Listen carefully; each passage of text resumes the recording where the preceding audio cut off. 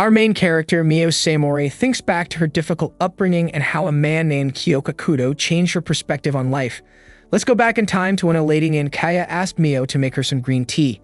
Kaya, along with another lady named Kanoko, talked unkindly about Miyo in front of her father, Shinichi. Meanwhile, a man named Mr. Tatsuishi arrived to have a chat with Shinichi. Miyo overheard some girls gossiping about his visit, thinking it might be about a marriage proposal. They believed it was for Kaya, even though both Kaya and Miyo were the right age to get married. Mr. Tatsuishi's son Koji found Miyo, and they sat down to talk. Koji gave Miyo some candy and expressed a desire to help her escape her tough life. In addition to this, Kaya asked Shinichi to buy her a new kimono for girls' school. Shinichi promised to get her multiple kimonos and asked Miyo to be there this week. Miyo, feeling like she was treated as a servant by her father, fell asleep. Miyo was also teased by Kaya for her appearance while she was sweeping. Later, she saw Koji outside, and he mentioned he had important matters to discuss with her father. He didn't explain why he seemed so serious, but gave Miyo more sweets to eat and share with the other workers. A lady told Miyo to go to the parlor where she found Koji, Kaya, Shinichi, and Kanoko. Shinichi explained that Koji would marry into the Samori family and take over. Unfortunately, it was Kaya he would be marrying, not Miyo. This news upset Miyo, and Shinichi told her she would marry Kyoka Kudo and live somewhere else. Miyo was instructed to gather her things because she would be going to Kudo's place the next day. As Koji left the room, he noticed Miyo standing alone in the rain. We then flash back to a conversation between Koji and his father. His father informed him that he would marry Kaya because he had requested Miyo to be his older brother Kazushi's wife. This meant Miyo had to leave their house. Although Koji wasn't thrilled about marrying Kaya, his father insisted he had to follow his wishes. Miyo went to her mother's cherry tree to find solace and say her goodbyes. Koji confronted her about the situation, but Miyo assured him that she didn't hold any grudges against him. Kaya interrupted their conversation. Miyo thanked Koji for his support over the years and went to pack her belongings. A woman entered Miyo's room and gave her a kimono. She explained that her father wanted her to wear it before leaving the next day. The woman warned Miyo that Kyoko was a cruel man and that all his previous fiancés had run away from him.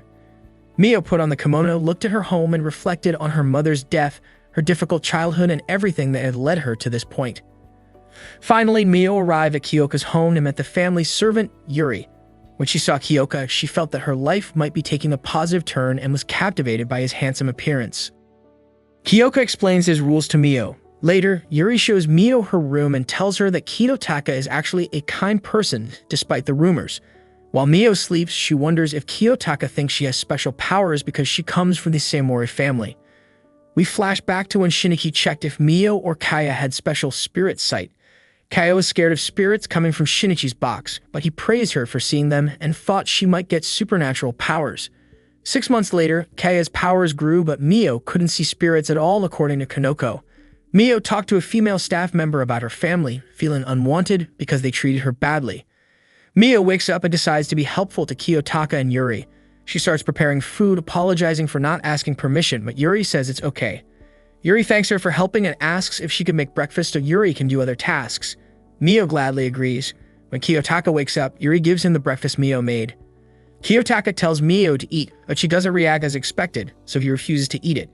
He asks her to do better next time and leaves. We switch to Kiyotaka welcoming new recruits to the special anti-grotesquerie unit. He says he'll help them develop their supernatural powers like moving things with their minds, controlling fire, and seeing things far away. His comrade explains that grotesqueries are dangerous spirits in their world, and the recruits need these powers to stop them. Kiyotaka hears some recruits complaining and shows his powers to motivate them.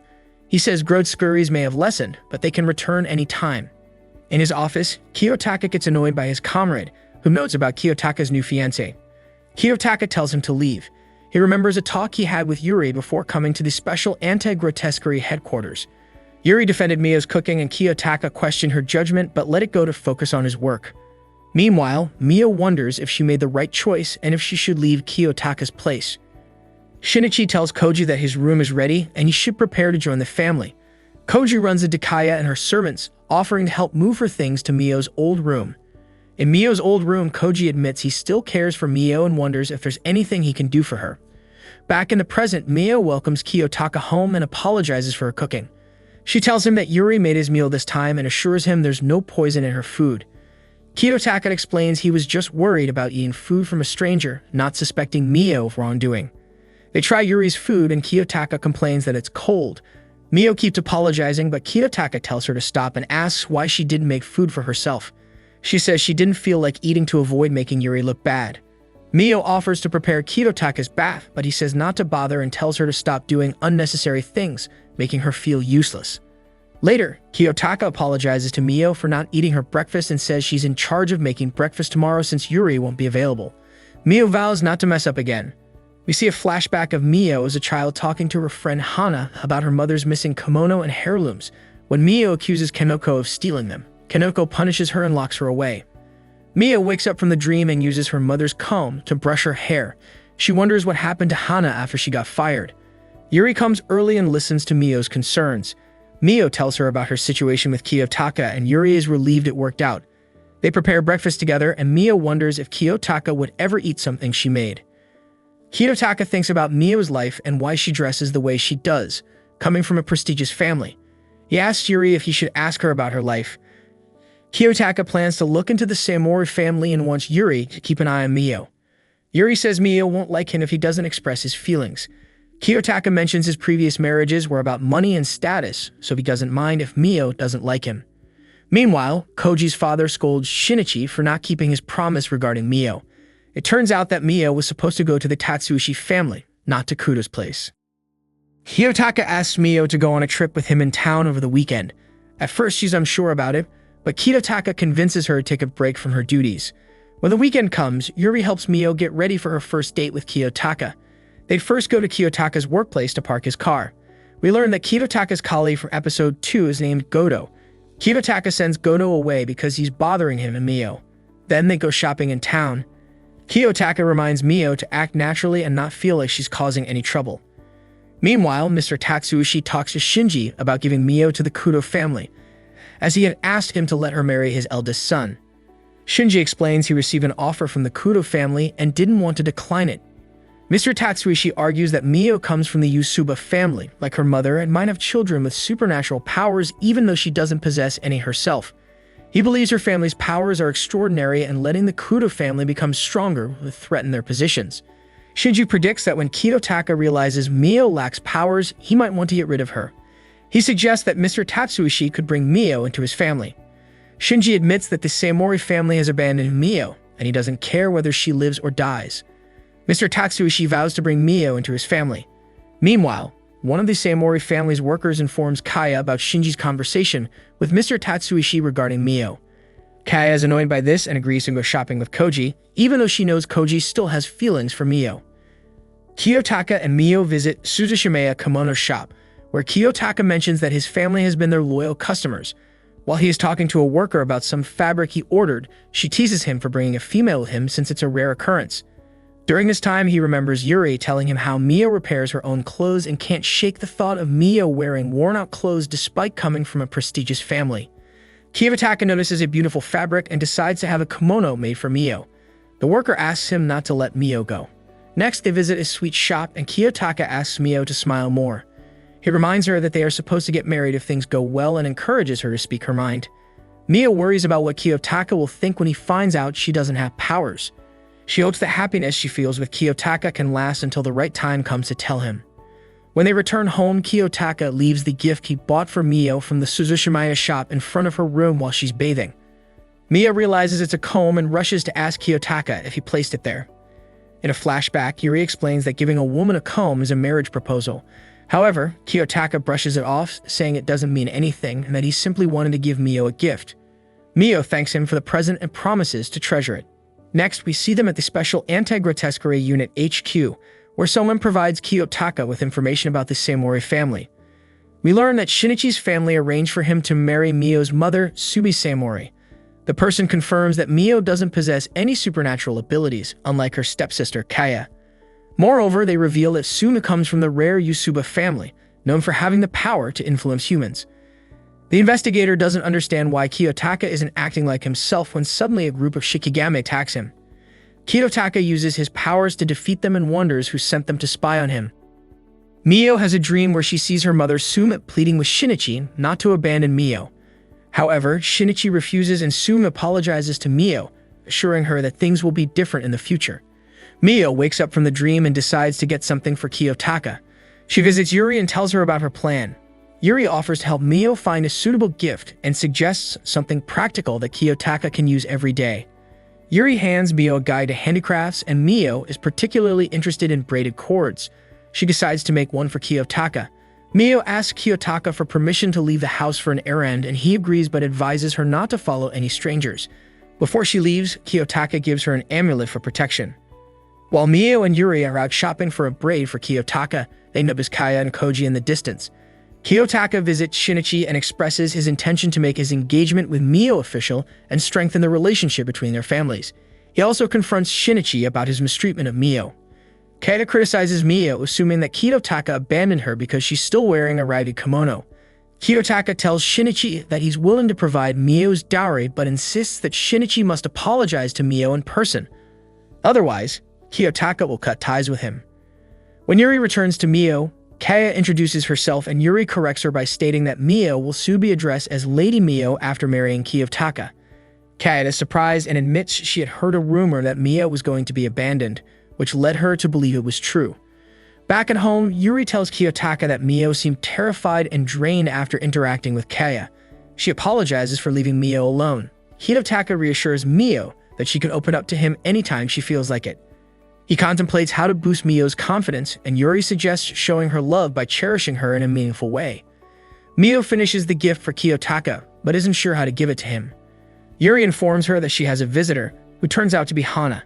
Hana shares that she's married and has a child, and she's always wanted Miyo to have a happy ending. Miyo expresses doubts about being worthy of becoming Kiyotaka's wife. Hana reveals that Kiyotaka sent her a letter that led her to visit Miyo. After reading the letter, Miyo wonders if Kiyotaka knows everything about her now and promises Hana that she'll find her courage. Miyo visits Kiyotaka and opens up to him about her lack of spirit sight and her upbringing as a servant for her family. She thanks him for everything he's done for her and presents him with the braided cord she made. Kiyotaka tells Miyo that he plans to make their engagement official and wants to be with her forever. He asks Miyo to help him put on the braid and promises to cherish this gift. Miyo thanks Hana for her visit and assistance before she leaves. She expresses her gratitude to Kiyotaka as we see the shikigami from the previous chapter hovering above them. The scene shifts to Mr. Tatsuishi in his office, furious that Miyo is doing well with the Kudo family and contemplating how to prevent her from leaving his family's control. Yuri and another woman assist Miyo in putting on a new kimono that Kyoka has chosen for her. Miyo is grateful for Kyoka's kind gesture and loves that the kimono reminds her of her mother's cherry blossom kimono. Meanwhile, Mr. Tatsuishi discusses Miyo and Kyoka with Kaya. He shows Kaya a photo of Miyo and Kyoka together and informs her that Miyo is doing exceptionally well with him. Mr. Tatsuishi reveals his original plan for Miyo to marry Kazushi, which irritates Kaya. She tells her father that she intends to visit her father, Shinichi, to make a request. Later, Yoshio and Kyoka head to Kyoka's home for dinner with Kyoka and Miyo. When they arrive, Kyoka is taken aback by Miyo's stunning appearance. Yashiro feels a bit left out, but Miyo insists that he stays. Meanwhile, Kaya seems to be using the shikigami to spy on Miyo and the others. She's jealous that Miyo appears happier than she is. Yashiro enjoys the meal that Miyo has prepared and praises her cooking skills. Miyo returns to the room and thanks Yoshio for helping her reunite with Hana, even if his role was small. Yashio expresses his gratitude for Miyo's respect and playfully suggests that she should marry him instead of Kyoka. Yashio leaves and Miyo thanks Kyoka for the evening. Meanwhile, Kaya is upset with her father's response, feeling that she's a better match for Kyoka. As Miyo sleeps, she has a strange dream and Kyoka senses that something is wrong. He visits Miyo's room and finds her lying on the ground. Kyoka asks her what's troubling her, wakes her up from her nightmare and reassures her that she should never feel alone and should always inform him if something is wrong. The following day, Koji notices some men getting into a vehicle, recalling Kaya's words from the previous night. Kaya informs him that she spoke with his father and that he's willing to assist Kaya and Koji with their dilemma regarding Miyo. Koji becomes concerned about what Kaya and his father plan to do to Miyo. Miyo prepares a meal for Kyoka and plans to deliver it to him with Yuri. Before they leave, Yuri gives Miyo a pouch that Kyoka had someone make for her and tells her that Kyoka will be thrilled to see her with it. Koji visits his father's office and notices Kaya there. Kaya claims she's there to discuss financial matters with her sister. Koji says it won't happen because Shinichi has refused. However, Kaya hints at the possibility that Miyo might agree to it. Koji questions his father about their plans. Mr. Tatsuishi says that Koji will understand everything soon and asks him to trust him. Miyo and Yuri head to the special anti-grotesquerie unit HQ to meet and deliver the meal to Kyoka. Kyoka thanks Miyo for her thoughtfulness and asks her about the amulet he gave her. Miyo realizes she left the amulet at home and worries because she promised Kyoka she'd always have it with her. They start heading home but are suddenly ambushed by the two men Koji spotted earlier. These men grab Miyo, place her in their vehicle, and drive away. At the same time, Koji confronts his father and Kaya, demanding to know their plans. Kaya reveals that they intend to have Miyo withdraw from the marriage arrangements with the head of the Kudo family. She departs, leaving Mr. Tatsuishi to explain that they must secure Miyo for the sake of their lineage. Koji is furious because he realizes that his father knew about Miyo's abuse all along but didn't help her because it was for his benefit. Mr. Tatsuishi overpowers Koji and tells him to wait until everything is settled. Thankfully, Kazushi intervenes, freeing Koji and encouraging him to save Miyo. Yuri informs Kyoka about what happened to Miyo and apologizes for being the reason she didn't have the amulet with her. Koji rushes to the special anti-grotesquerie unit HQ, where he asks Kyoka to help him rescue Miyo. Miyo calls for help when she realizes her situation. Meanwhile, Koji and Kyoka are on their way to the Saimori residence to rescue Miyo. Inside the house, Kanoko orders Miyo to reject Kyoka's marriage proposal, but Kaya threatens to ruin Miyo's kimono if she doesn't accept Kanoko's terms. Kaya plans to marry Kyoka instead and promises to return Koji to Miyo. Despite Kaya cutting a piece of Miyo's kimono and the threats, Miyo refuses to give up her desire to marry Kyoka. Kanoko slaps Miyo, and Kaya cuts the rope, causing Miyo to fall to the ground. Kaya criticizes Miyo, calling her worthless and an embarrassment to the Saimori family. However, Miyo stands her ground and asserts that she will become Kyoka's wife, whether Kanoko and Kaya like it or not. Meanwhile, Koji and Kyoka arrive at the scene. Kyoka uses his powers to enter the house and demands that Shiniki tells him where Miyo is.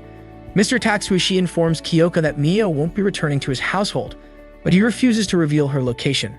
Kyoka is determined to use force to get the information he needs and begins fighting Shinichi and Mr. Tatsuishi. Kanoko grows worried and urges Miyo to reject Kyoka's offer once more, but Miyo remains steadfast. Koji informs Kyoka that Miyo is likely in the storehouse, and they head in that direction. Mr. Tatsuishi attempts to stop Kyoka again, but Kyoka knocks him out with a lightning attack. As Kaya continues to pressure Miyo to reject the marriage proposal, Miyo reflects on her life with her family and Kyoka. Kyoka comes to Miyo's rescue as she falls unconscious from the abuse inflicted by Kaya and Kanoko. Outside, Kanoko notices the aftermath of Kyoka's battle with Mr. Tatsuishi and Shinichi. Kyoka confronts Kaya about her intentions in hurting Miyo. Kaya expresses her jealousy and claims that she should have been the one set up with Kyoka, boasting about her superiority over Miyo. Kyoka tells her to stop talking. Kyoka carries Miyo in his arms as Koji urges Kaya to leave the area with him to avoid any harm. He doesn't want Kaya's actions to burden Miyo further. In a dream, Miyo sees her mother, Suman, who apologizes for the difficult life Miyo has endured and encourages her to believe in her inner strength. The scene shifts to a man who is furious with Mr. Tatsuishi's failure, and another person seeks permission to execute a new plan to further their goals. Miyo awakens in Kyoka's home, where Kyoka and Yuri are relieved to see her safe and sound. Kyoka expresses happiness that Miyo is okay. Miyo asks Kyoka to take her to the Saimori house despite learning that it had burned down. Kyoka agrees and they both go to the Saimori house. Kyoka explains to Miyo that Shinichi and Kanoko have let most of the servants go and are moving to their countryside villa. He mentions that the Tatsuishi family's involvement hasn't been made public yet. Kazushi will take responsibility as the head of the Tatsuishi family, and they will be under the command of the Kudo family. Kaya, on the other hand, will become a servant for another family. Kyoka takes Miyo to her mother's cherry tree. When Miyo touches the tree, it withers away. Kyoka feels guilty about this, but Miyo reassures him that what he did was necessary. Kyoka tells Miyo that he plans to start the procedures for their engagement ceremony and mentions that they may have to meet his father soon. While they are talking, they bump into Koji, who asks Miyo if he can speak to her privately. Koji tells Miyo that he plans to leave town to become stronger. Although he's a bit disappointed that Miyo doesn't remember his words from the previous conversation, he promises to meet her again in the future. Miyo explains how she will officially become Kyoka's fiancé without going through the usual formalities. Later, Miyo meets Kyoka's older sister, Hazuki. In a flashback, Miyo expresses her desire to redo lessons to become a lady and find a suitable teacher. Kyoka tells her that he'll arrange for someone to help her. In the present, Miyo interacts with Hazuki, who is a bit upset that Kyoka didn't tell Miyo much about her. However, Hazuki is determined to help Miyo learn how to become a proper lady. After discussing flowers with Miyo, Hazuki and Miyo go to a private room to begin their lessons. Unbeknownst to them, Kyoka is reading a book outside the room, secretly listening to their conversation. Hazuki shares her experiences as a lady with Miyo, mentioning her graduation from an all-girls school and her unsuccessful marriage in the past. She suggests that Miyo should establish a tentative goal to drive herself to improve. Hazuki informs Miyo about an upcoming party in 2 months and encourages her to aim for that as a milestone. Hazuki leaves their home with plans to create a timetable for Miyo's lessons. During the night, Kyoka senses supernatural phenomena and checks on Miyo, thinking she's having a nightmare. Meanwhile, we catch a glimpse of men trying to form a barrier, and some mythical entities disrupting their plans. In the morning, Kyoka meets with General Akane, who informs him that Takahito had a revelation and plans to report on the Tatsuishi family. However, he needs Kyoka to accompany him to the meeting with Takahito. Akane also mentions a tomb break-in that occurred the previous night, resulting in a grave being opened. The mysterious gentleman from the previous planning to retrieve Miyo from Kyoka. Kyoka discusses the history of the grave, explaining that it's a place where people with supernatural abilities are buried. It's also where spirits that turn into grotesqueries due to negative emotions are sealed off forever. He expresses concern that if the rumors about someone opening the grave are true and the grotesqueries are awakened, it could bring great suffering to the imperial city. General Akane asks who might have broken the seal and what their purpose could be. While they discuss this, they run into Kazushi, and the three of them visit Highness Takahito to talk about the situation. Kazushi introduces himself as the new head of the Tatsuishi family and apologizes for his father's actions. He mentions that the Kudo family will help restore his family's honor and trust. Takahito forgives Kazushi's family on his father's behalf and asks Kazushi to live up to his words. Takahito shares his revelation with Akane, Kazushi, and Kyoka and promises to inform them if he learns anything else. He also mentions that things might get difficult for him and Miyo soon, but expresses confidence that they will be okay. Meanwhile, Hazuki is helping Miyo with her training to become a proper lady, teaching her things like smiling and walking in a dress. Kyoka, on the other hand, is thinking about what Takahito knows about their fate and remembers the words of the mysterious gentleman regarding Miyo's mother and the Yusuba family. He wonders if Miyo's nightmares are somehow connected to this family. Kyoka leaves the special anti-grotesquerie unit HQ early, and Hazuki continues Miyo's training. Hazuki asks Miyo to drop the formal titles when addressing her, as she wants Miyo to feel comfortable relying on her since they will become family soon. Hazuki leaves and Miyo reflects on the concept of family. At the same time, Kyoka talks to an investigator and asks him to find information about the Yusuba family, especially Sumi Yusuba. The investigator reports that there are only rumors about them so far. After more training sessions with Hazuki, she asks Miyo about Kyoka and why he has been coming home late recently. Miyo explains that he's been busy with work, and she wants to work hard on her proper lady training as well. An envoy from the Ministry of the Imperial Household named Arata Tsuruki arrives at the Special Anti-Grotesquerie Unit HQ. He explains that the ministry is urgently trying to retrieve the grotesqueries since the grave has been opened. While they don't know who is responsible, they found many suspicious men near the site of the incident. Kyoka agrees to assist the ministry, and Arata will be his point of contact for further operations. Kyoka, Yoshido, and others visit the grave and find some of the men from the site. They also discuss the situation with one of the men they retrieve who was affected by a curse. Kazushi explains that he can remove curses from living beings but not from the deceased. Akane asks him to do his best. While they are there, Kyoka's group encounters grotesqueries and Kyoka battles them. Meanwhile, Miyo has a nightmare about being surrounded by these grotesqueries, but awakens as Kyoka fights them off. We then see Arata, who seems to be the protector of the awakening that is about to occur. After Kyoka and his group survive the encounter with the grotesqueries, we cut to Miyo, Yuri, and Hazuki traveling through town in the morning. Hazuki notices that Miyo looks pale and Miyo collapses. However, just before hitting the ground, she believes that Kyoka saves her.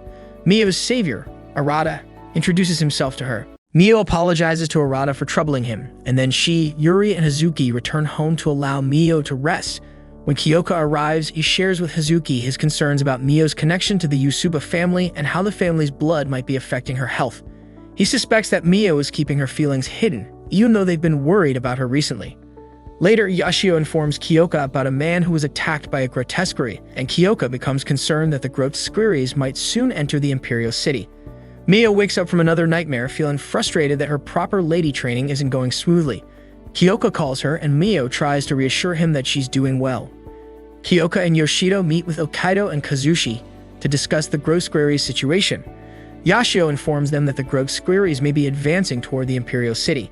Hokkaido hasn't received any information from the Imperial Household Ministry, so Kyoka decides to deploy troops to surround the city. Hokkaido promises to contact the ministry in the meantime. Meanwhile, Hazuki, Yuri, and Miyo enjoy a meal prepared by Miyo. Hazuki admits that she's not good at cooking and shares that she divorced her husband due to conflicts with his family, despite having a good relationship with him. She encourages Miyo to be true to her feelings and not have regrets, expressing her desire to be by Kyoka's side. Miyo agrees and expresses her own wish to be with Kyoka. Kyoka meets with the investigator and asks him to continue searching for information about Miyo's mother, Sumi. Miyo joins Kyoka on the balcony at night, and they have a heartfelt conversation. Kyoka apologizes for not spending more time with her due to his work and encourages Miyo to open up to him about her feelings, assuring her that it's okay to depend on him. In the morning, Miyo resolves to solve her issues herself so that she can support the family. She hears someone at the door, and it turns out to be Arata. He introduces himself to Miyo and criticizes Kyoka, saying he's a terrible husband.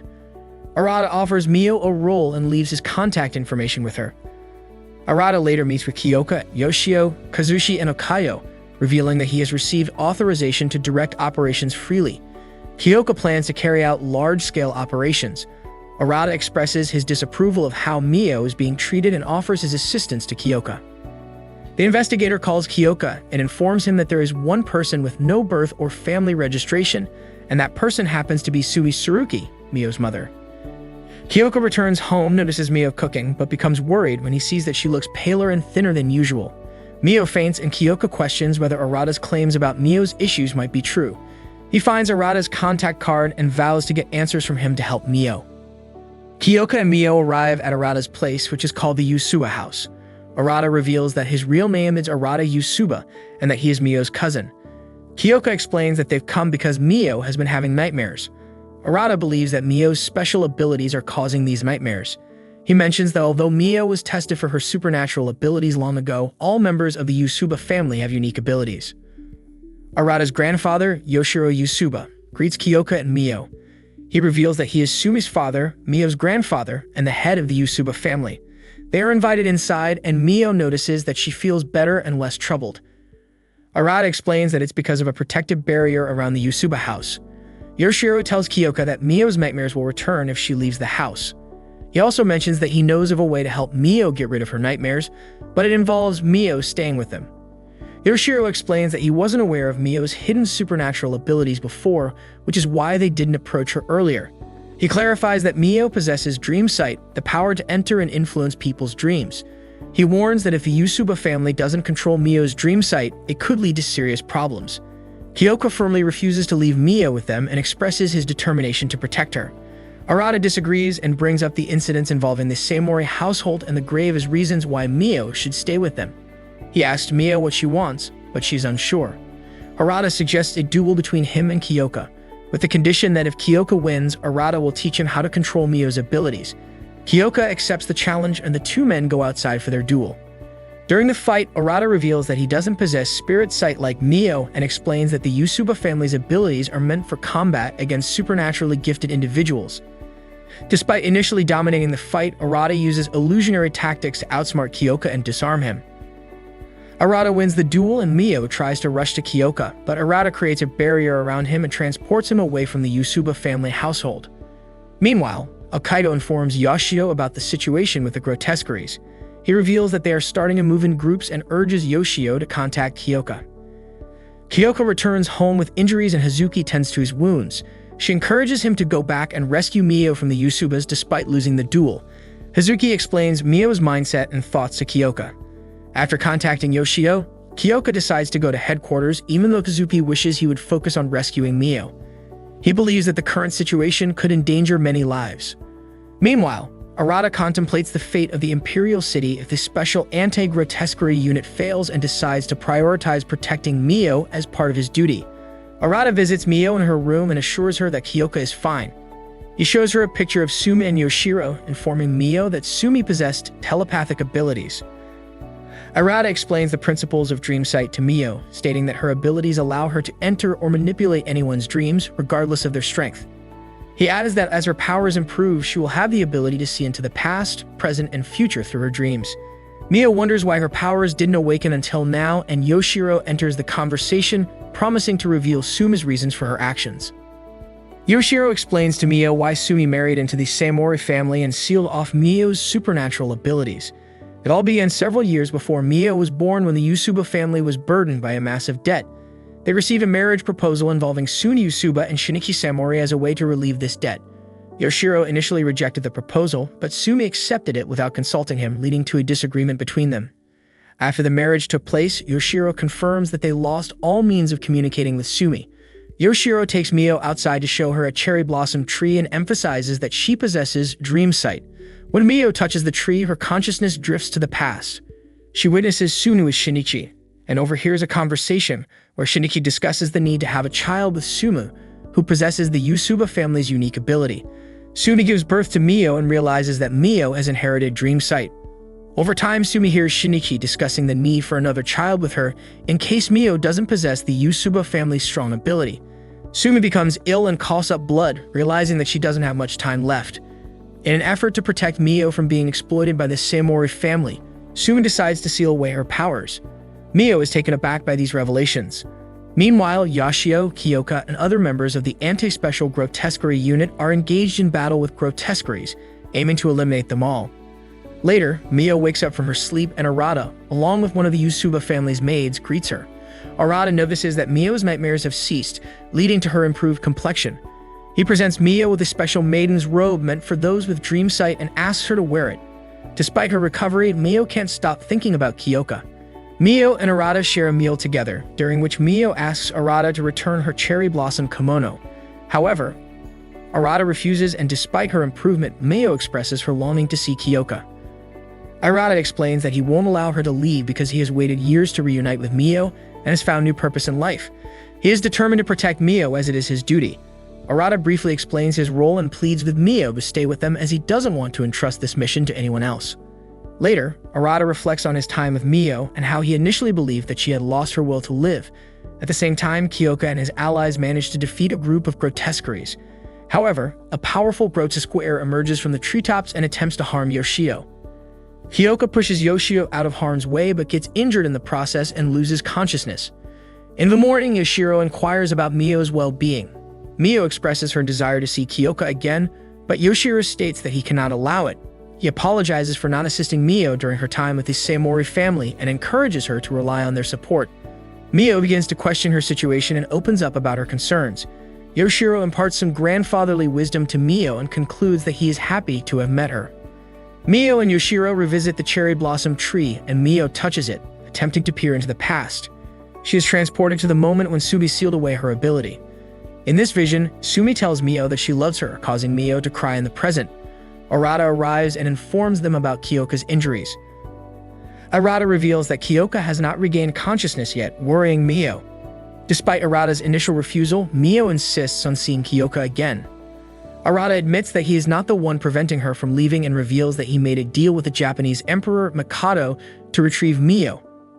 In exchange, Mikado asked Arata to ensure that Miyo does not communicate with anyone else possessing supernatural abilities. Arata doesn't understand the reasons behind this request but warns Miyo not to disobey it. After considering the situation, Arata agrees to allow Miyo to see Kyoka, but he will accompany her on the journey. Yoshiro has no objections and grants permission for the two to see Kyoka. A maid gives Miyo the cherry blossom kimono that belonged to Yoshiro, and she, along with Arata, embarks on her mission to reach Kyoka. Upon arrival, Miyo rushes to Kyoka's side. Arata suggests that Miyo can use her dream sight to awaken Kyoka, but it might not work. Miyo is determined to use her abilities to help Kyoka. Kyoka finds himself in a spooky forest filled with grotesqueries and starts to question if it's all real. Meanwhile, Miyo lies next to Kyoka as Arata guides her through the dream sight process. Miyo promises Yuri and the others that she will save Kyoka from his troubling situation and activates her dream sight ability. Miyo appears in front of the samurai house while Kyoka is shown battling numerous grotesqueries in the forest. During his fight, Kyoka hears Miyo calling out to him and asks her where she is. Miyo enters the samurai household and calls out Kyoka's name. Suddenly, a young girl begins playing with Miyo and leads her on a chase. Miyo realizes that this girl resembles her younger self. Miyo's younger self leads her to a door that resembles the entrance to the shed where Kanoko had confined her. Miyo opens the door and her younger self transforms to look like her current self. Meanwhile, we return to Kyoka's battle with the grotesqueries. He desperately wants to see Miyo again and apologize to her. Miyo's spectral counterpart tells her that she won't allow her to see Kyoka because she believes Miyo is not good enough for him. She claims that Kyoka is on the verge of death and suggests that anyone Miyo encounters faces misfortune. Miyo acknowledges her past mistakes and agrees that she may not have been good enough for Kyoka. However, she feels that it's now right for her to be by his side, which angers her spectral counterpart. Miyo's spectral counterpart reminds her of the pain she experienced after her mother's passing, and Miyo admits to numbing her heart to that pain. Miyo tells her counterpart that she is willing to change and plans to apologize to Kyoka for hurting his feelings. She approaches her spectral counterpart and declares that she won't run away from her problems anymore and will stand by Kyoka's side. Miyo promises her spectral counterpart that she will bring Kyoka back and live a happy life with him. Her spectral counterpart wishes her good luck and disappears. Kyoka's Kubihimo cord ends up in Miyo's possession, urging her to head to his location. Miyo arrives at the battlefield and defeats a group of grotesqueries to protect Kyoka. She tells Kyoka that she'll be taking him home, but more grotesqueries appear. We shift to Japanese Emperor Mikado meeting with his men. They inform him that a girl from the Yusuba family has appeared. Mikado tells his men that it's crucial to eliminate the Kudo family because they pose a threat to them, especially the power of Dream Sight. Mikado tries to enhance the grotesqueries' strength in the Dream Realm, where Miyo and Kyoka are located, but despite his efforts, Miyo's powers prove to be stronger. She shields Kyoka from Mikado's attack. The forest brightens up, and Kyoka praises Miyo for protecting him. Miyo helps Kyoka tie his Kumihimo cord, and they apologize to each other for past misunderstandings and hurts. Miyo and Kyoka admit that they want to be together. They hear the voices of their friends and wake up from their dream. Everyone is delighted to see them awake. Yashiro hugs Kyoka, and Miyo notices Arata leaving the area. Miyo thanks Arata for helping her save Kyoka, but tells him she doesn't plan to return to the Yusuba house. Kyoka tells Arata that he plans to have a rematch with him in the future, which pleases Arata. We see Prince Takahito speaking with Hokkaido, and he reveals that Mikado lost his revelation abilities and must atone for his actions. Meanwhile, Miyo and Kyoka return home, and Miyo reflects on the positive changes in their lives, from her freedom from nightmares to their enjoyable meals and conversations. Several days later, Miyo informs the audience that it's finally the day of the party. We see Kyoka looking for Miyo at the party, and when they finally meet, they both compliment each other's appearance. Before heading to the main area, Kyoka asks Miyo if she will marry him. Miyo, in turn, asks Kyoka if he would have any regrets, and he confidently says no. The two promise to marry each other as they ascend a staircase together.